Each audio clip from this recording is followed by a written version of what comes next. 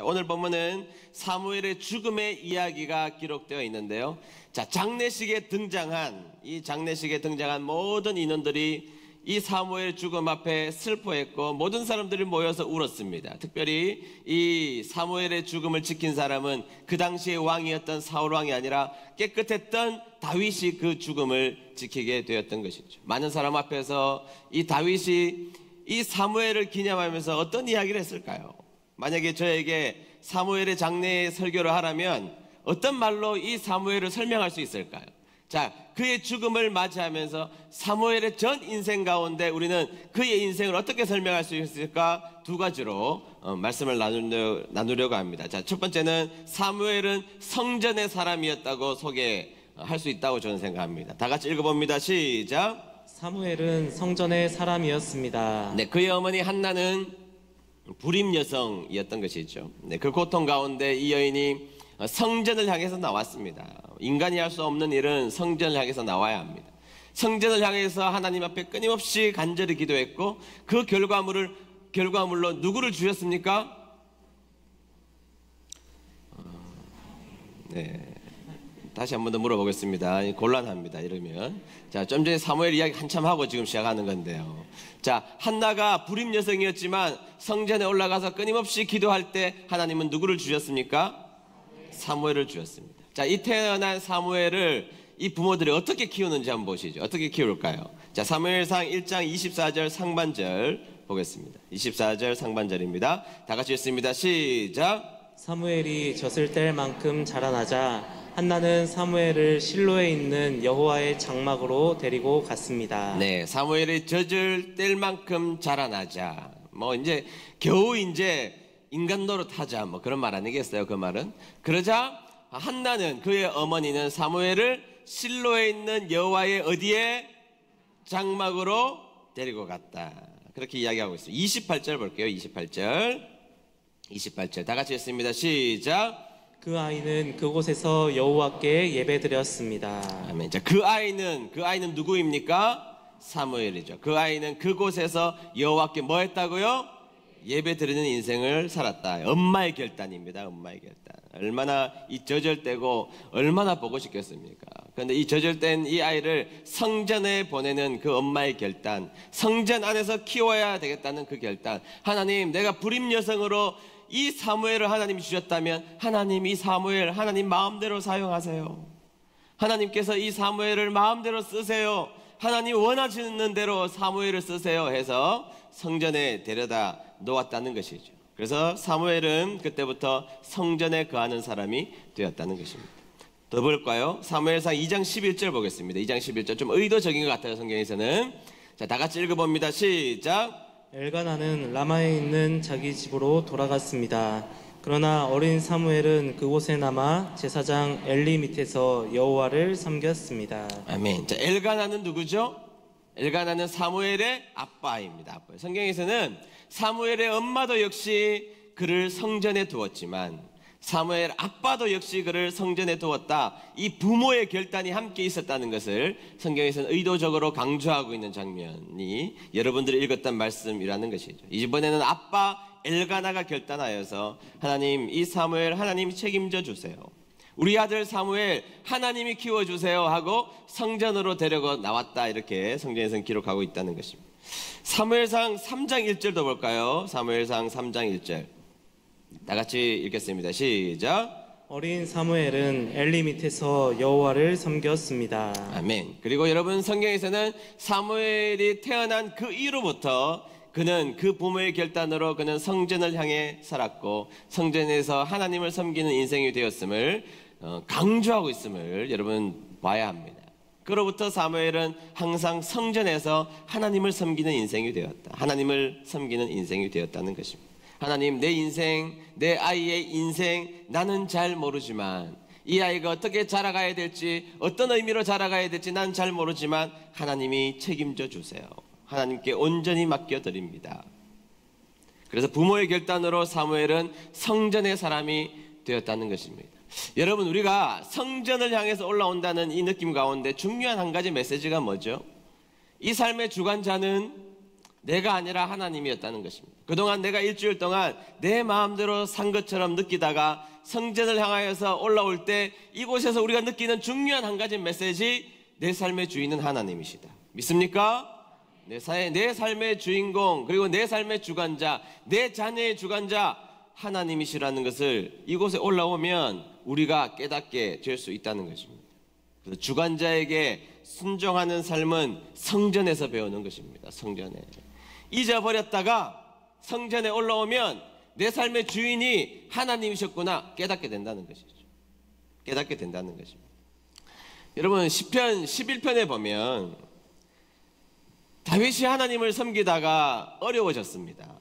하나님을 잘 믿었는데 어려워졌습니다. 아니 하나님 섬기다가 어려워졌는데 또 다윗이 어디로 가느냐? 11장에 보면 성전을 또 올라갑니다. 시편 11편에 보면 하나님 섬기다가 어려워진 다윗이 또 하나님의 성전에 올라가요. 기가 막힌 일이잖아요. 그러니까 이 다윗을 아끼던 친구들이 이야기를 합니다. 이 바보 다윗아. 왜 지금 네가 하나님 섬기다가 어려워졌는데 새처럼 산으로 도망가야지 왜 다시 성전에 올라가느냐? 너 하나님 섬기다가 이렇게 어려워졌는데 왜 그곳으로 다시 올라가? 그렇게 사람들이 비웃었습니다. 그러자 다윗이 뭐라고 고백합니까? 시편 11편 4절입니다. 시편 11편 4절 다 같이 읽어봅니다. 시작. 여호와께서 성전에 계시며 여호와의 보좌는 하늘 높이 있습니다. 그리고 사람들을 눈여겨 보십니다. 눈길을 떼시지 않고 사람들을 자세히 살피십니다. 아멘. 뭐라고 이야기합니까? 아니야. 나는 그래도 성전을 향해서 올라갈래. 나를 사랑하시는 하나님이 계시는 곳, 나를 지켜보시는 하나님이 계시는 곳, 내 행위를 따져보시는 하나님이 계시는 곳, 내가 지금 고난의 연속에 빠져 있을지라도 여전히 내 삶의 주관자가 계시는 곳, 나 성전을 향해서 올라갈래. 그리고 성전을 향해서 올라갑니다. 위대한 삶이죠. 무슨 일이 있어도 사람들은 교회에서 시험거리 있으면 성전에 올라가기를 거부합니다. 성전에 나와서 나에게 얻는 것이 없다고 생각하면 성전에 올라가기 힘들어합니다. 그러나 다윗은 하나님이 일하다가 고생스러운 일이 벌어졌지만 주위에 있는 사람들이 왜 성전을 향해 올라가? 그렇게 비웃을 때 아니야. 그래도 내 삶의 주관자가 계시는 나 성전, 하나님이 계시는 성전에 올라갈래. 나 지금 무너지고 나 지금 아프고 나 지금 피폐해져도 내가 살아갈 것은 성전이야 하고 성전을 향해서 올라갑니다. 다윗은 나중에 왕이 되지만 세상을 주관하시는 분은 하나님이시라고 믿었던 것입니다. 여러분들도 그렇게 믿게 되기를 주의 이름 축복합니다. 여러분 좀 솔직하게 말해봅시다. 내가 노력한다고 다 됩니까? 내가 노력만 하면 내 인생 다 풀립니까? 여러분들의 자녀들이 똑똑하면 다 잘 됩니까? 좋은 학교 가면 다 잘 됩니까? 여러분들이 노력만 하면 다 잘 됩니까? 아니잖아요. 그거 솔직히 말해보면 좀 부족해도 하나님이 만져주셔야 됩니다. 믿습니까? 네, 여러분 극단적으로 사사 가운데 막바지 사사 삼손과 사무엘을 비교해 보십시오. 누가 더 능력자입니까? 삼손은요 남들 태권도 1단 딸 때 7단 딴 사람이에요. 남들이 태권도 겨우 배워서 태극 1장 배울 때 고려했던 사람이에요. 태백, 금강 태권도 배우는 분들은 아실 겁니다. 그거 했던 사람이에요. 수능 1등급에 중학교쯤 영어 배우니까 프리토킹 가능했던 사람이에요. 능력자 중에 능력자입니다. 이스라엘 가운데 최고의 능력자, 가장 능력으로 말하면 최고의 1등 누구냐? 삼손이었습니다. 삼손. 그런데 여러분 삼손과 사무엘 누가 더 귀한 인생 삽니까? 사무엘이죠. 말할 것도 없이. 그런데 둘이 달랐던 결정적인 한 가지가 뭐죠? 삼손은 세상을 향해 나갔습니다. 그러나 사무엘은 성전에 있었다고요. 그리고 성전을 붙들고 살아갔던 그 삼손을 통하여서 하나님은 위대한 역사를 일으켜 놓으셨다는 것. 여러분 우리가 어디에 있어야 되는지 분명하게 알아야 합니다. 무슨 일이 있을지라도 성전을 붙들고 성전 중심의 삶을 사는 저와 여러분 되시기를 주의 이름으로 축복합니다. 그래서 여러분 주위의 사람들이 여러분들에게 교회 다니지 말고 너의 삶을 즐겨. 그곳에 무슨 희망이 있어? 적당하게 해. 그럴 때 여러분들은 대답해야 됩니다. 아니, 나 안 그럴 건데. 나 하나님 붙들고 살 건데. 실패, 내 인생에 작은 실패가 나 놓여져 있을지라도 나 하나님 붙잡고 살 건데. 내 인생에 고난이 찾아와도 내 인생을 굽어 살피시고 최후의 내 인생의 운명을 가르치를, 내 운명을 결정지을 하나님 붙잡고 살 건데. 그렇게 말하는 여러분 되시기를 축복합니다. 두 번째, 사무엘은 기도의 사람이었다는 것입니다. 다 같이 읽어봅니다. 시작. 사무엘은 기도의 사람이었습니다. 제가 대학교 1학년 다닐 때 성경 말씀 안 본 건 아니지만 대학교 1학년 때 처음 보면서 깜짝 놀랐던 구절이 여러 번 소개했지만 사무엘상 12장 23절입니다. 사무엘상 12장 23절 상반절 다 같이 읽어봅니다. 시작. 나도 여러분을 위해 기도하는 일을 멈추지 않겠소. 만약 내가 기도를 멈춘다면 그것은 여호와께 죄를 짓는 일이 되오. 아멘. 저는 이 구절을 보고 깜짝 놀랐습니다. 보세요, 여러분. 내가 기도를 멈춘다면 그것은 여호와께 뭐를 짓는 일이요? 죄를 짓는 일이 되어. 이렇게 말하잖아요. 저는 영적인 생활에 기도가 필요하다는 것을 옛날부터 부인한 사람이 아닙니다. 부인한 사람은 아닌데 내가 기도하지 않는다고 그게 죄가 된다고 생각해 본 적은 한 번도 없는 사람이에요. 기도 안 하면 영적으로 게으른 거지 그것이 죄라고 생각해 본 적은 없단 말이죠. 그런데 사무엘은 기도하는 것을 그치는 것은 죄라고 생각했으니까 그게 저하고 사무엘의 격차입니다. 그게 저하고 사무엘의 차이예요. 결정적 차이입니다. 제가 그 구절을 보고 왜 기도하는 것을 쉬는 것이 죄인가 생각해 봤더니 기도하지 않고 자신의 인생을 결정하는 사람은 다 자기가 결정한 사람이에요. 내가 결정하는 삶으로 산다면 내 삶의 주인은 나라는 이야기. 그게 교만이죠. 그게 교만이죠. 내가 결정하고 내가 판단하고 내가 바라보고 내 의지대로 살고 그 교만이죠. 교만. 아하, 기도하는 것을 쉬는 것이 왜 죄가 될까? 그것은 내 인생의 주인이 나라는 것이거든요. 나라는 것이. 그게 교만이구나. 그런 생각을 했습니다. 여러분, 사무엘의 능력은 항상 하나님 앞에 기도하는 것으로부터 나왔습니다. 극단적인 사건 한번 볼까요? 이스라엘 백성들이 하나님 앞에 불순종을 많이 했습니다. 그저 사무엘이 백성들에게 그런 이야기를 하죠. 사무엘상 12장 17절 말씀입니다. 한번 읽어보겠습니다. 시작. 지금은 밀을 거두어 드리는 때요. 내가 여호와께 기도드려 천둥과 비를 보내달라고 하겠소. 아멘. 자, 지금은 밀을 거두어 드리는 때요. 자, 때를 명확하게 말하죠. 밀을 거두는 때는요, 건기입니다. 절대 비가 안 옵니다. 비가 오면 안 돼요. 추수도 안 되니까 절대 비가 오지 않는 기간이에요. 제가 절대라는 말 별로 안 쓰는데 이때는 절대 비가 오지 않는 날입니다. 그런데 뭐라 그러느냐? 내가 기도하면 하나님이 비를 내리실 거라는 겁니다. 사무엘이. 사람들이 다 비웃습니다. 무슨 소리야 지금. 무슨 말도 안 되는 소리를 해. 지금은 밀을 거두는 때라고. 절대 비 안 온다고. 사람들이 그렇게 이야기했습니다. 18절 보세요. 18절. 그런데 뭐라고 어떻게 됩니까? 18절 보겠습니다. 시작. 그리고 나서 사무엘은 여호와께 기도를 드렸습니다. 그날 여호와께서는 천둥과 비를 내리셨습니다. 그리하여 백성은 여호와와 사무엘을 매우 두려워하게 되었습니다. 아멘. 뭐라고 그럽니까 여러분? 밀을 거두는 때는 절대로 비가 안 온다. 사람들은 그렇게 믿었습니다. 비웃었습니다. 그러나 그가 사무엘이 하나님 앞에 기도하자 하나님은 천둥과 비를 내리셨습니다. 소리를 듣게 하셨습니다. 비를 눈으로 보게 하셨습니다. 여러분, 놀라운 일이 벌어진 것이죠. 그 일이 일어나자 깜짝 놀랐습니다. 백성들이. 비로소 백성들이 하나님과 사무엘을 두려워했다. 여러분, 내가 공부 열심히 해서 1등 할 수 있는 있지만 어떻게 비를 내가 내릴 수 있습니까? 이렇게 말하면 목사님 1등도 안 되는데요. 그런 분도 계시는데, 그러면 뭐 성적을 10% 올리는 것은 내가 할 수 있는 일이지만 여러분, 어떻게 비를 내가 내릴 수 있습니까? 그런데 사무엘이 기도할 때 인간이 할 수 없는 일을 하나님의 능력으로 했다는 거잖아요. 기도가 능력이었다는 것입니다. 내가 노력해서 해야 할 수 있는 일이 있지만 내가 기도해서 해야 될 일이 있다 이 말이에요. 기도해서. 사무엘은 비록 초라하고 군사적인 힘도 없고 그런 능력이 없었던, 세상적으로는 삼손과 비교해서 아무것도 아닌 사람일 수 있지만, 그러나 여러분, 사무엘은요 삼손보다 더 많은 승리를 이루었던 사람이고 하나님의 놀라운 일들을 감당했던 사람이고 위대한 일을 감당했던 사람입니다. 왜? 그는 결정적일 때 하나님을 붙들고 하나님 앞에 제사 드리고 예배 드리고 기도했던 사람이었기 때문에, 기도할 때 하나님의 역사가 나의 역사가 됩니다. 따라하겠습니다. 기도할 때 하나님의 역사가 나의 역사가 됩니다.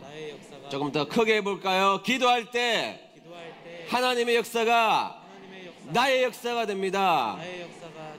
믿습니까? 네, 기도할 때 하나님의 역사가 나의 역사가 됩니다. 내 힘으로 할 수 있는 일은 얼마든지 할 수 있지만 하나님의 역사는 내가 기도할 때 이루어지는 거예요.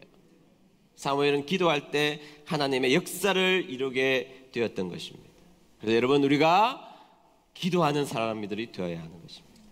하나님을 믿는 사람들이라면 기도 식목일 지금 to be continue잖아요. 금요일마다 계속되고 있고, 여러분 평일날 오셔서 그 주님 앞에 기도할 때 기도가 역사가 된다는 사실 기억하는 여러분 되시기를 축복합니다.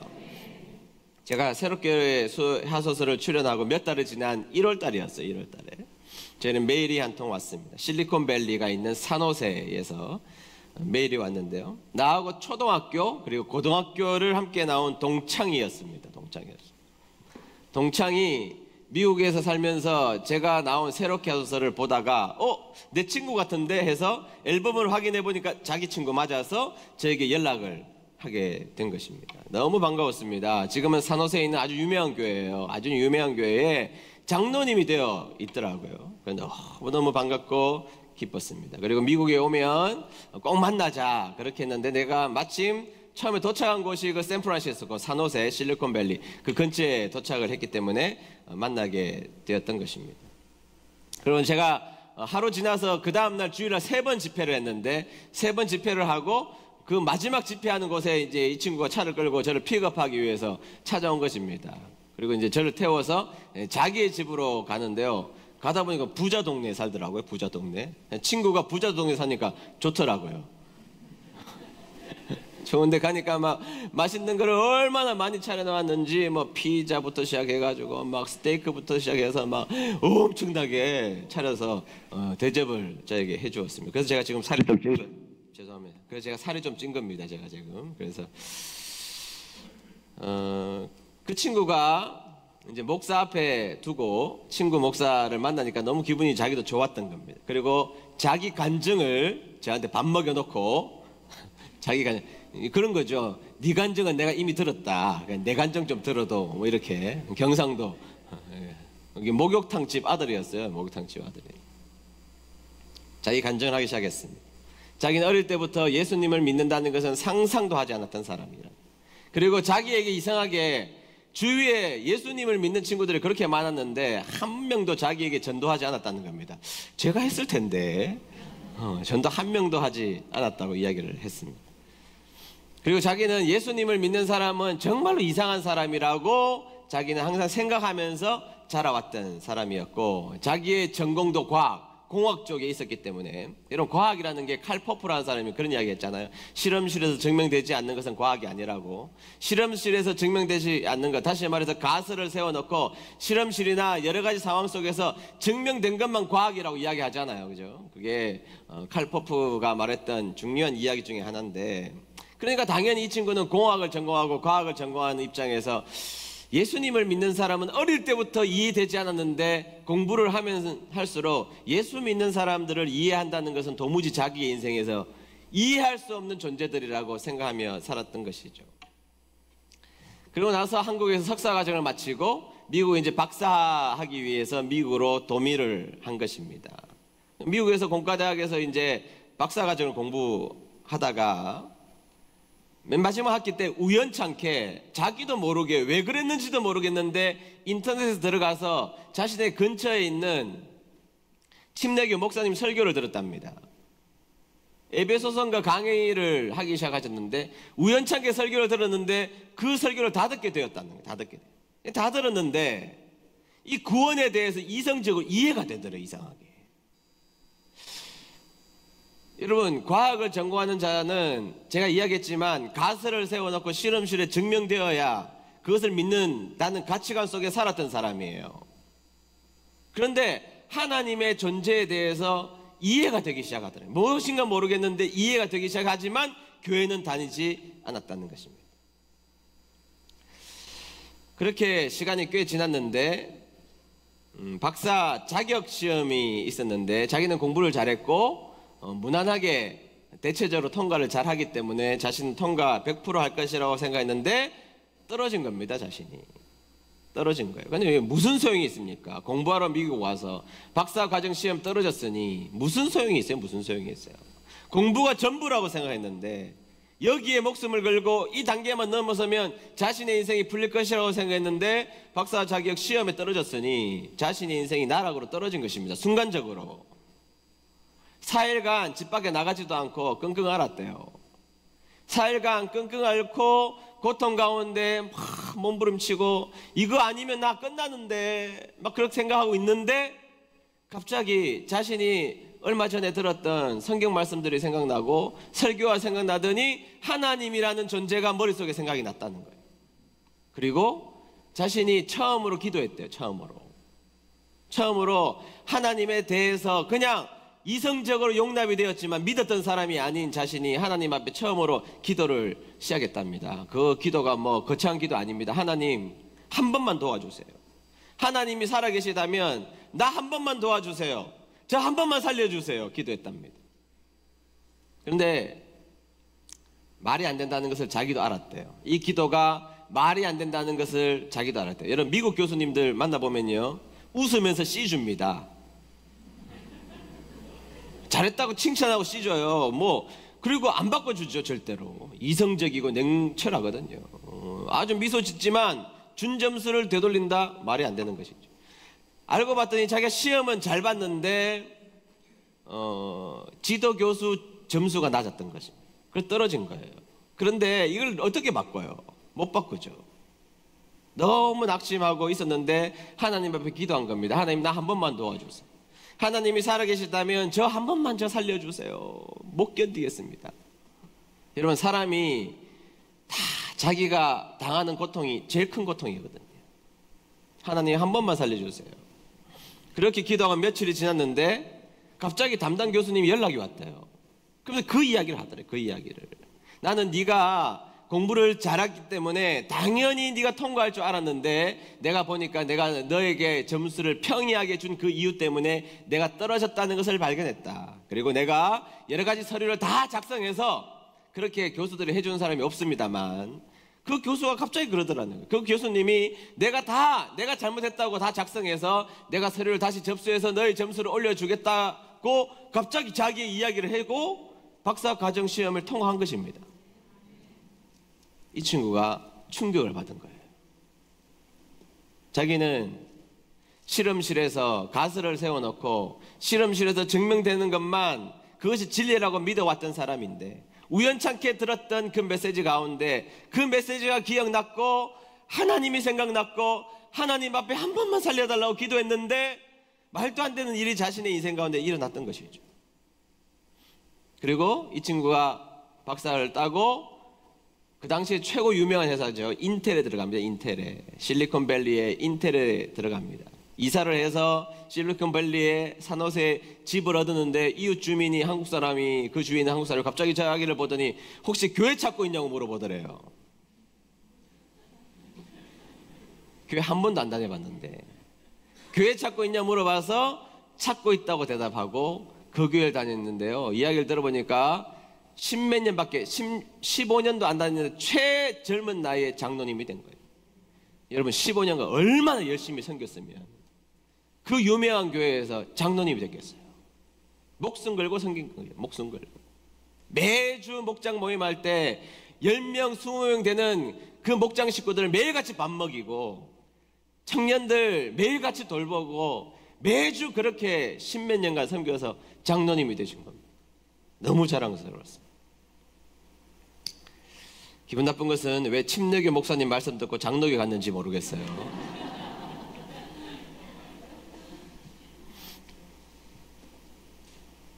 여러분, 그 친구가 기도한 것이 우연입니까? 그 친구가 어느 날 말씀을 듣게 된 것은 우연입니까? 그 친구에게 일어난 자신이 하나님 앞에 기도하고 싶은 마음이 생긴 것이 우연입니까? 그리고 그 말도 안 되는 기도가 응답된 것은 우연입니까? 그리고 그가 지금까지 실험실에서 증명되는 것만 과학이라고 믿었던, 진리라고 믿었던 그 친구가 지금까지 하나님을 처절하게 그렇게 아름답게 섬기고 있는 것은 우연입니까? 우리 알잖아요, 그거. 하나님이 하셨다는 거. 그의 기도 가운데 기도하고 싶은 마음, 기도했을 때 하나님은 그에게 다가와 주셨고 그를 만져주셨고 우연이 아니라 하나님의 섭리 가운데로 그를 초청해 주셨던 것이죠. 여러분, 우리는 하나님 믿는 사람입니다. 성전에 올라와야 합니다. 여러분, 우리는 하나님 믿는 사람입니다. 성전을 올라와야 합니다. 여러분, 우리는 하나님이 우리의 주관자라는 분이라는 것을 명확하게 믿는 분입니다. 그렇다면 우리는 성전에 올라와야 합니다. 무슨 일이 있어도 실패, 좌절, 낙심, 하나님이 여러분들의 인생 가운데 개입하시지 않는 듯한 그런 인생의 고통, 여러분들이 100을 노력해도 50%밖에 이루어지지 않는 듯한 여러분들의 인생의 모습이 있을지라도 성전에 올라온 여러분 되시길 축복합니다. 그리고 여러분들의 인생 가운데 하나님 앞에 간절히 기도하여 여러분들의 인생에 하나님의 역사가 일어나는 그런 삶의 주인공 되시기를 주의 이름으로 축복합니다.